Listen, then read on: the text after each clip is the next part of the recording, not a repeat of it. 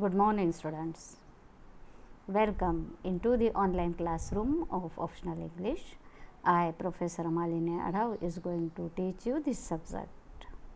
In this subject, for this same, we have to study poetry. What is poetry? What are the elements of poetry? What are the types of poetry? All these units we have to study. And after studying the background of poetry, I will teach you 8 poems which are prescribed for your study. Today we are going to learn what is poetry. We will see various definitions of poetry. We will explain this definition and we will try to understand what is poetry. विद्यार्थी मित्रांनो, FYBAच्या optional इंग्लिशच्या online क्लासरूममध्ये मी professor Malini Adhav आपणा सर्वांचं मनपूर्वक स्वागत करते. ह्या second सेममध्ये आपल्याला पोएट्रीचा अभ्यास करायचा आहे. गेल्या टर्ममध्ये शॉर्ट स्टोरीचा अभ्यास आपण केला. शॉर्ट स्टोरी काय असते, तिचे एलिमेंट्स काय असतात, त्याचे टाईप्स काय असतात, हे मी तुम्हाला गेल्या सेमला शिकवलं. त्याचबरोबर ज्या शॉर्ट स्टोरीजसुद्धा तुम्हाला शिकवल्या. आणि आता ह्या सेमेस्टरमध्ये आपल्याला पोएट्री म्हणजे कविता, काव्य काय असतं ते समजून घ्यायचं. Here we have to study definitions of poetry, elements of poetry, types of poetry. आता तुम्हाला काय समजून घ्यायचं आहे की कविता म्हणजे नेमकं काय असतं. आणि ते समजून घेताना आपल्याला कवितेच्या वेगवेगळ्या व्याख्या म्हणजे डेफिनेशन्स ज्या आहेत त्या समजून घ्यायच्या आहेत. आणि त्यानंतर कवितेमध्ये कोणकोणते एलिमेंट्स म्हणजे घटक असतात ते आपल्याला समजून घ्यायचं आहे. आणि त्यानंतर कवितेचे कोणते कोणते प्रकार असतात, कोणते कोणते टाईप्स असतात, द टाईप्स ऑफ पोएट्री, तेही आपल्याला समजून घ्यायचं आहे. आणि कवितेचं हे बॅकग्राऊंड समजून घेतल्यानंतर मग आपण वळणार आहोत तुमच्या नेमलेल्या कवितांकडे. तुमच्या अभ्यासासाठी 8 कविता, त्या 8 कविता वाटत असल्या तुम्हाला तरी एक एक कविता जी आहे, एक एक कवितेमध्ये जवळजवळ 8-8, 9-9, 15-15 पोएम्स समाविष्ट होतील. एवढ्या मोठ्या मोठ्या कवितासुद्धा आहेत. आपण 1 बाय 1 एक एक युनिट जे आहे ते पूर्ण करूया. आजच्या लेक्चरमध्ये आपण कविता काय ते समजून घेऊ. We will see what is poetry. We will see various definitions of poetry. मला सांगाल का की नेमकं कविता म्हणजे काय? कविता हा सगळ्यांचा आवडीचा विषय असतो. अगदी लहानपणापासून आपली ओळख होते ना, भाषेशी ओळख होते, तर मुळात सगळ्यात आधी ओळख होते आपली कवितांशी. लहान मुलं असतात ना, त्यांच्याशी आपण गाण्यातून बोलतो, बडबड गीतांमधून बोलतो. छोटीशी मुलं असतात त्यांना गाणी आधी समजतं. तुम्ही ऐकलं असेल आईला, लहान बाळ जे त्याला काही कळत नाही पण त्याला झोपवतानासुद्धा आपण गाणे म्हणतो की ज्या गाण्यांमध्ये एक ताल असतो, रिदम असतो, त्याच्यामध्ये म्युझिक असतं.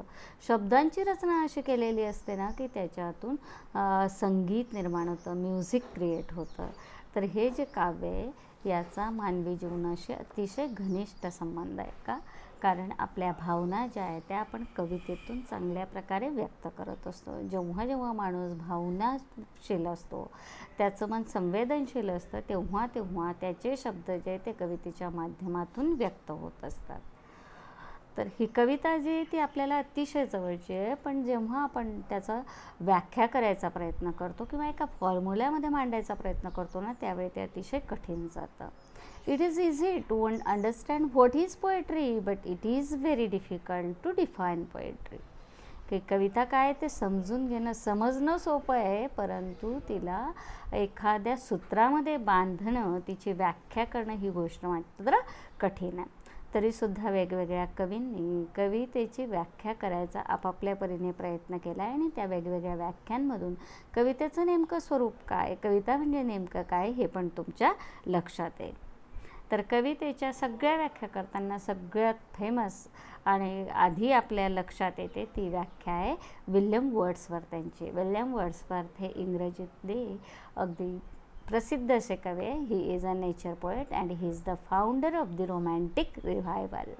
की रोमॅन्टिक मूवमेंट जे इंग्लिश लिटरेचरमध्ये त्याचे संस्थापक जे आहेत ते विल्यम वर्ड्सवर्थ, की यांनी कवितेच्या क्षेत्रामध्ये खूप मोठा बदल घडवून आणला. यांच्या आधी लिहिली जाणारी कविता जी आहे ती अतिशय कठीण, विद्वत्ता प्रचूर अशी होती. पण त्या कवितेला साधी सरळ करण्याचं, अनेक बंधनातून मुक्त करण्याचं कार्य जे ते विल्यम वर्ड्सवर्थ यांनी केलं आहे. तर त्या विल्यम वर्ड्सवर्थ यांच्या मते कविता काय?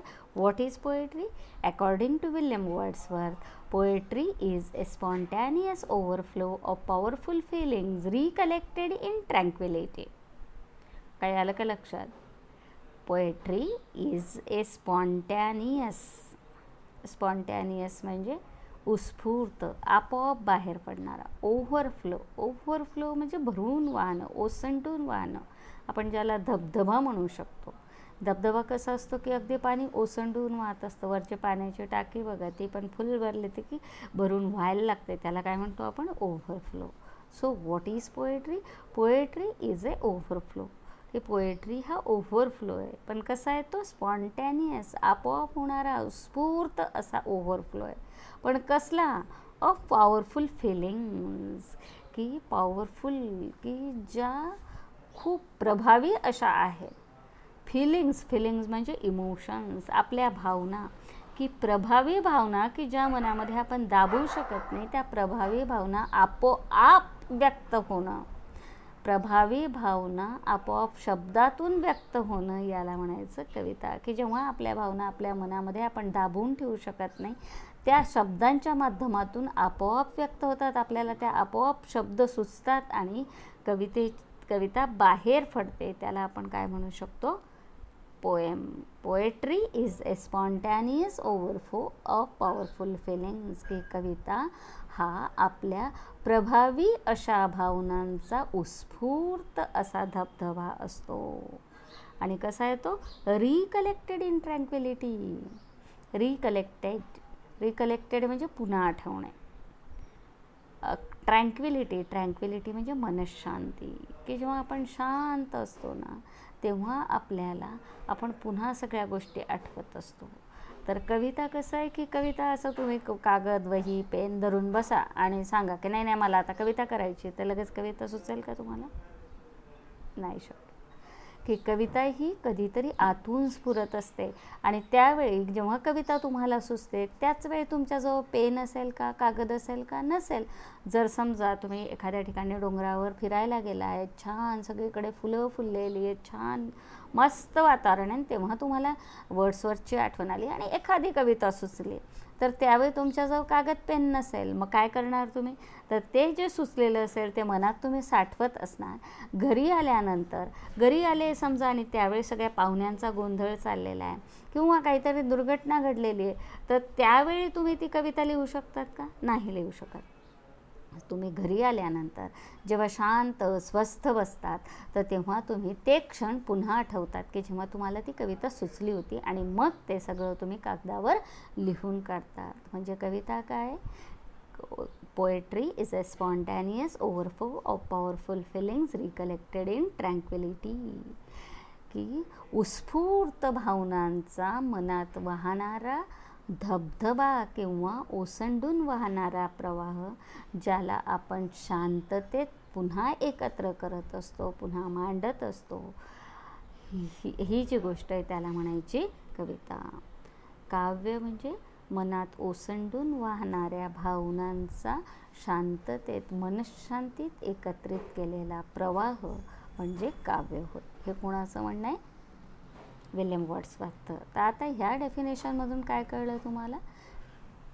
The one important thing is that poetry is the expression of emotions, feelings, की कविता म्हणजे आपल्या भावनांचं प्रकटीकरण असतं आणि त्या भावना कशा असाव्या लागतात? अगदी पॉवरफुल, प्रभावी असाव्या लागतात. त्या जर वीक असल्या तर त्या मनातल्या मनात दाबल्या जातात, पण ज्यावेळी आपल्या भावना अतिशय प्रभावी असतात, आपण आपल्या मनातल्या मनात त्यांना दाबू शकत नाही, त्यावेळी त्या कवितेच्या माध्यमातून व्यक्त होत असतात. ठीक आहे, कळली तुम्हाला ही डेफिनेशन? चला आपण आता दुसऱ्या डेफिनेशनकडे वळू. विल्यम वर्ड्सवर्थ सारखेच एक दुसरे रोमॅन्टिक पोएट आहे, त्यांचं नाव आहे पी.बी. शेली, पर्सी बिसी शेली. हे विल्यम वर्ड्सवर्थच्या नंतरच्या जनरेशनमधले. तर ह्या शेलींचं म्हणणं काय? According to Shelley, poetry is the expression of imagination, की शेलींचं म्हणणं एकदम सोपं आहे बघा. एका वाक्यात डेफिनेशन केली आहे त्यांनी. Poetry is the expression of imagination, की कविता म्हणजे दुसरं तिसरं काही नसून मानवी कल्पनाशक्तीची अभिव्यक्ती किंवा प्रकटीकरण म्हणजे कविता. बरोबर आहे. कवितेमध्ये कवी काय करतो की त्याला वेगवेगळ्या कल्पना सुचलेल्या असतात, त्या कल्पना तो व्यक्त करतो. कल्पनाशक्ती असल्याशिवाय माणूस कवी होऊ शकत नाही. म्हणूनच म्हणतात, जे न देखे रवी ते देखे कवी, की जे सूर्याला सुद्धा दिसत नाही ना, ते कवीला दिसतं. आणि ते कशाने दिसतं? त्याच्या कल्पनाशक्तीमुळे त्याला ते दिसत असतं. तर कविता म्हणजे काय असते की कल्पनाशक्तीची उडान असते, की कवीला ज्या ज्या काही कल्पना सुचतात त्या कल्पना वास्तव असतील, अवास्तव असतील, त्या प्रत्यक्षात उतरू शकणाऱ्या असतील, प्रत्यक्षात उतरू न शकणाऱ्या असतील, अशा ह्या सगळ्या ज्या कल्पना आहेत त्या कल्पनांचं प्रकटीकरण किंवा त्याची अभिव्यक्ती जो आहे तो कवितांमधून करत असतो. म्हणून कवीचं म्हणणं असं आहे शैलींचं, that poetry is the expression of imagination. आता ह्या डेफिनेशनमधून आपल्याला दुसरं इलेमेंट कळलं कवितेचं, व्हॉट इज इमॅजिनेशन. वर्ड्सवर्थच्या कवितेमधून कोणतं इलेमेंट हायलाईट केलेलं होतं? फिलिंग्ज, की इमोशन. कवितेमध्ये इमोशन्स असतात. आणि शैलीचं म्हणणं असं आहे की इमोशन्स तर असतात, पण इमोशनपेक्षा पण काय महत्त्वाचं आहे? कल्पनाशक्ती, इमॅजिनेशन, की कवितेमध्ये इमॅजिनेशन असते. आणि कविता म्हणजे दुसरं तिसरं काही नसून कवीच्या इमॅजिनेशनचं, कल्पनाशक्तीचं प्रकटीकरण असतं. आपण आता बोलूया तिसऱ्या डेफिनेशनकडे. एस.टी. कोलरिज नावाचे कवी आहेत, की जे विल्यम वर्ड्सवर्थचे मित्र होते. एस.टी. कोलरिज आणि विल्यम वर्ड्सवर्थ हे दोन्ही मित्रांनी मिळून रोमॅन्टिक एजला सुरुवात केलेली. या दोघांनी कवितेवर जी बंधन होती त्यांच्या विरोधामध्ये बंड पुकारलं आणि कवितेला आपल्या पद्धतीने साध्या सरळ शब्दांमध्ये मांडलं आणि सर्वसामान्य माणसाच्या दैनंदिन आयुष्याशी जोडलं. तर ह्या एस.टी. कोलरिज नावाचे जे कवी आहेत, सॅम्युअल टेलर कोलरिज, तर यांचं म्हणणं काय? यांच्या मते काय कविता? What is poetry according to Coleridge? According to Coleridge, poetry is the best words in best order. सोपी सोपी बघा व्याख्या. काय म्हणताय? कोलरिज यांचं म्हणणं असं आहे की कविता म्हणजे दुसरं तिसरं काही नसून द बेस्ट वर्ड्स. बेस्ट म्हणजे सर्वोत्तम, सर्वोत्तम शब्द इन बेस्ट ऑर्डर. ऑर्डर म्हणजे व्यवस्था, की सर्वोत्तम शब्द सर्वोत्तम पद्धतीने मांडणं म्हणजे कविता. की बघा आपण बोलतो त्यावेळी शब्द वापरतो, पण अडाणी माणसं वापरतात ती शब्द कसे असतात की चांगले नसतात, ते खालच्या लेवलचे शब्द असतात. सुशिक्षित माणूस असेल तर तो अगदी उच्च दर्जाचे चांगले शब्द वापरतो आणि विद्वान माणूस असेल तर तो कमीत कमी शब्दांमध्ये खूप अर्थ सांगणारे अतिशय उच्च दर्जाचे शब्द वापरत असतो. म्हणजे प्रत्येक माणूस आपापल्या लेव्हलनुसार शब्द वापरतो. आपण रोज जे बोलतो त्याच्यामध्ये कवितेसारखं बोलतो का? रोजच्या बोलण्यातले आपले शब्द, रोजच्या व्यवहारातले शब्द आणि कवितेतले शब्द यांच्यात फरक असतो. कवितेमध्ये अतिशय संवेदनशील आणि अगदी सुंदर आणि अर्थपूर्ण समर्पक असे शब्द असतात. कारण कविताच अशी असते की समर्पक आणि कमीत कमी शब्दांमध्ये आपल्या भावना, आपले विचार जे आहेत ते प्रभावी पद्धतीने मांडता यावेत याच्यासाठी कविता असते. आणि त्याच्यामुळे त्याच्यामध्ये शब्दांची निवड खूप महत्त्वाची असते. एकच भावना असेल तर त्याच्यासाठी व्यक्त करण्यासाठी अनेक शब्द असतात, पण त्यांच्यापैकी कोणता निवडायचा हे कवीवर अवलंबून असतं. आणि कविता काय असते? It is a choice of words and the choice of words is called as a diction. की कवीची शब्दांची निवड जी ती महत्त्वाची असते. बघा एकच गोष्ट मांडायची असेल, तुम्हाला मी सांगितलं की चला रे, तुम्हाला आज माझं लेक्चर ऐकल्यानंतर काय फिलिंग होतं आहे, तुमच्या मनामध्ये काय इमोशन्स, काय वाटतं आहे तुम्हाला, हे जर तुम्हाला विचारलं मी, तर तुम्ही प्रत्येकाचं उत्तर सारखं असेल का? नाही. कोणाला वाटेल नाही मॅडम खूप छान वाटतं आहे, एखाद्याला वाटेल मॅडम डोक्यावरून जातं आहे, जडजड शब्द आहेत, एखाद्याला वाटेल मॅडम बोर आहे, एखादा मला नाही मॅडम खूप छान शिकवत आहेत तुम्ही. प्रत्येकजण आपापल्या परीने त्याला जसं समजेल, जशा शब्दात व्यक्त करता येईल तशा शब्दात व्यक्त करेल. आणि कवी कसा असतो की त्याच्याजवळ साधन, त्याचं शस्त्रच असतं शब्द, त्याच्याजवळ शब्दांचा साठा असतो. आणि म्हणून आपल्या भावना ज्या आहेत त्या अतिशय समर्पक, अतिशय सुयोग्य अशा शब्दांमध्ये तो मांडत असतो. आणि ते शब्द जे ते शब्द अशा पद्धतीने मांडतो की ज्याच्यामधून एक प्रकारचं म्युझिक पण निर्माण होईल आणि त्या कवितेचं सौंदर्य वाढेल. आता फॉर एक्झाम्पल तुम्ही बालकवींची कविता ऐकली असेल, हिरवे हिरवे गार गालीचे, ऐकली की नाही? हिरवे हिरवे गार गालीचे. काय नुसतं एक ओळ आहे, काय शब्दच आहेत. किती शब्द आहेत? 4 शब्द आहेत फक्त. हिरवे हिरवे गार गालिचे. पण त्यांची रचना कशी केली आहे बघा, त्याच्यातून एक तालबद्धता निर्माण होते. किंवा बघा, श्रावण मासे हर्षमानसी हिरवळ दाटे चोहीकडे, क्षणात येते सरसर शिरवे क्षणात फिरुनी ऊन पडे. काय याच्यात शब्द तेच आहे, पण ते अशा पद्धतीने मांडलेले की त्याच्यातून एक संगीत निर्माण होतं, एक तालबद्धता निर्माण होते. शब्दांना सौंदर्याबरोबर नादसुद्धा मिळतो. This is called rhythm of the poetry. म्हणजे बघा, आता ह्या डेफिनेशनमधून आपल्याला काय कळलं, एक पुढचं एलिमेंट कळलं की याच्यामध्ये इमोशन्स महत्त्वाचे असतात, इमॅजिनेशन महत्त्वाचे असते. तसंच त्याच्याचबरोबर काय महत्त्वाचं असतं, तर त्याचबरोबर ह्या कवितेमध्ये शब्दसुद्धा महत्त्वाचे, शब्दांची निवड महत्त्वाची आहे. आणि नुसती निवडच नाही, तर त्या शब्दांची मांडणीसुद्धा महत्त्वाची आहे. सर्वोत्तम शब्द सर्वोत्तम पद्धतीने मांडणं म्हणजे कविता, असं S.T. कोलरिज यांचं म्हणणं आहे.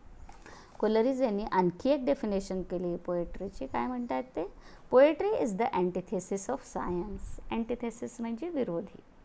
की कविता हे सायन्सच्या बिलकुल विरुद्ध टोक असतं. की सायन्समध्ये काय असतं, सगळ्या गोष्टींचं विश्लेषण केलं जातं. एक गोष्ट जी असते तिचे तुकडे तुकडे केले जातात आणि वेगळ्या पद्धतीने तो घटक तपासला जातो. परंतु कवितेत काय केलं जातं, कवितेमध्ये विश्लेषण केलं जात नाही, तर संश्लेषण केलं जातं. Here is no analysis but here is synthesis.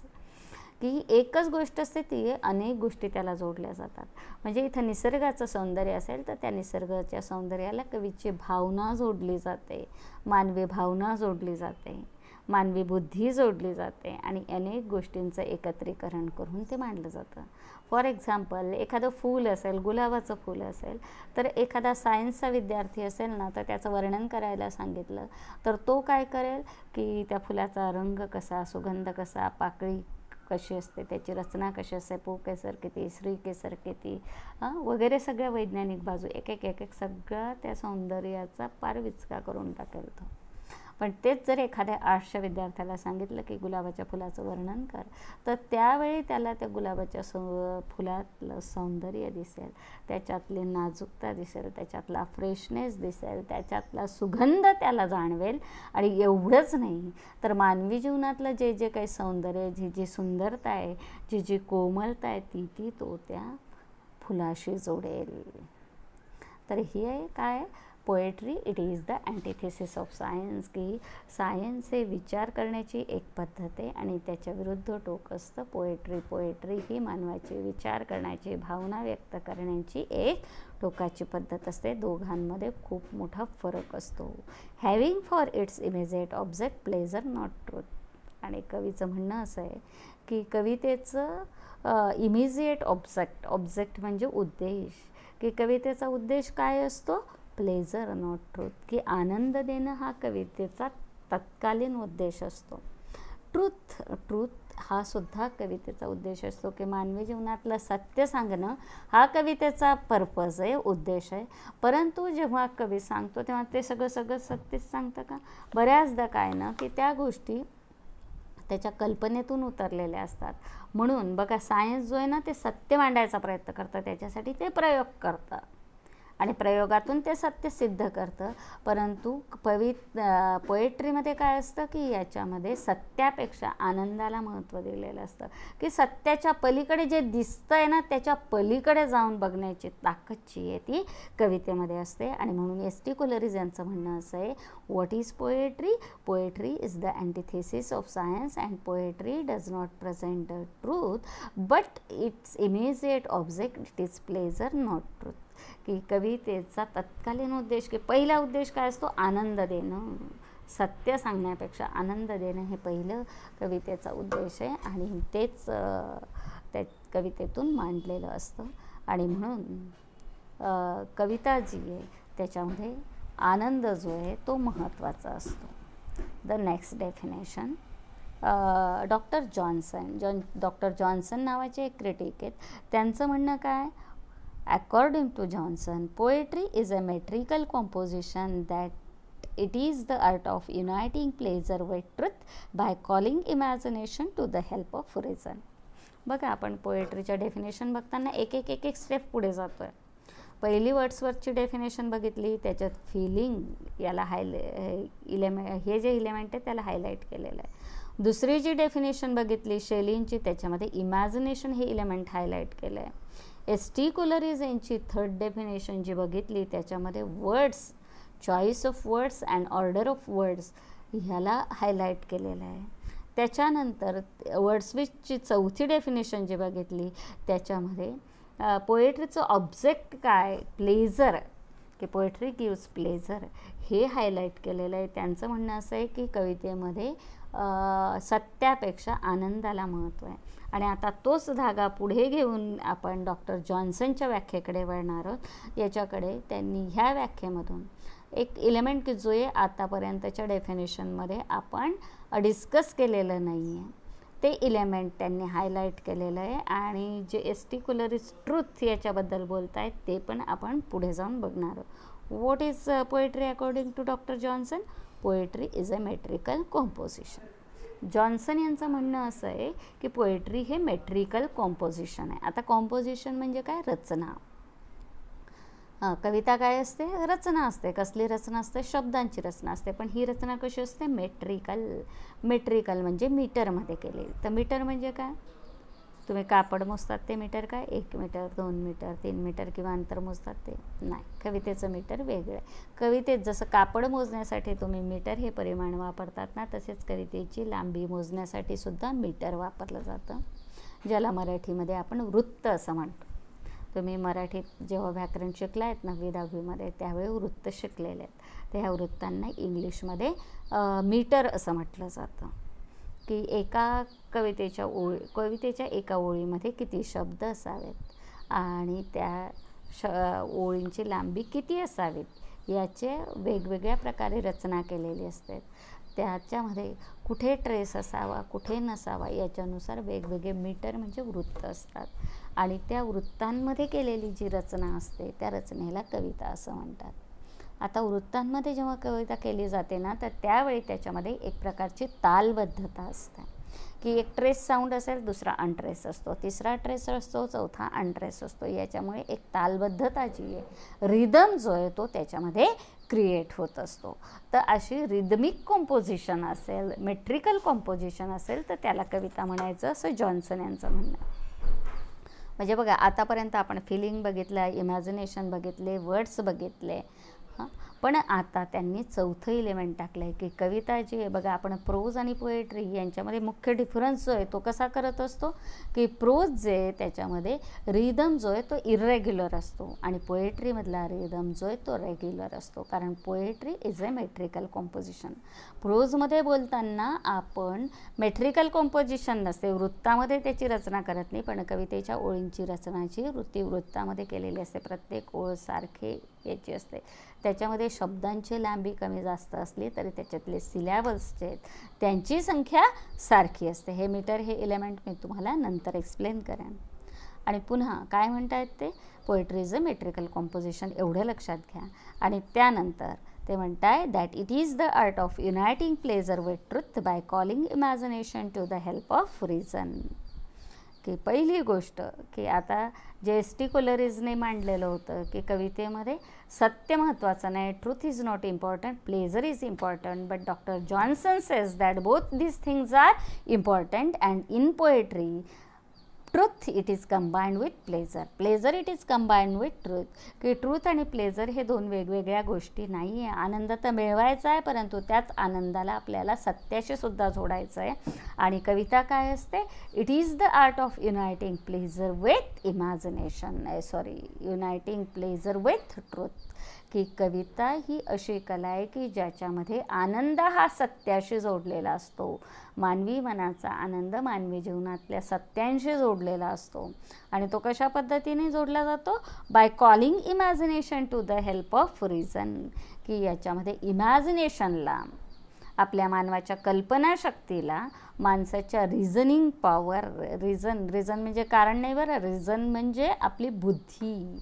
की कल्पनाशक्ती आणि बुद्धी ह्या दोघांना एकत्र आणून आनंद आणि सत्य ह्या दोघांना एकत्र जोडलं जातं, त्याला कविता म्हणतात. कविता म्हणजे आनंद आणि सत्य यांना एकत्र जोडण्याची कला, की ज्याच्यात कल्पनाशक्तीच्या जोडीला बुद्धीला सुद्धा बोलवलं जातं. बघा, कल्पनाशक्ती काय देते आपल्याला? आनंद देते. आणि बुद्धी काय देते? सत्य देते. सत्य काय ते सांगायचं काम बुद्धी करते. So poetry is the metrical composition. It is the art of uniting pleasure with truth by calling imagination to the help of reason.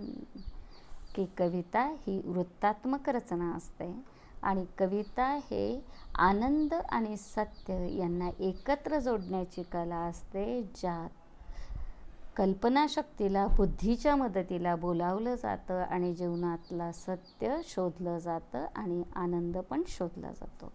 तर मला वाटतं ह्या 5 डेफिनेशन तुम्हाला चांगल्या पद्धतीने समजल्या असतील.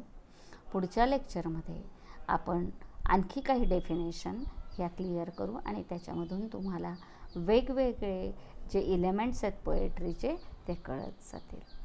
जर तुम्हाला काही कळलं नसेल तर तुम्ही मला विचारू शकतात आणि कमेंट बॉक्समध्ये आपल्या कमेंट्स पण देऊ शकतात. Okay, thank you.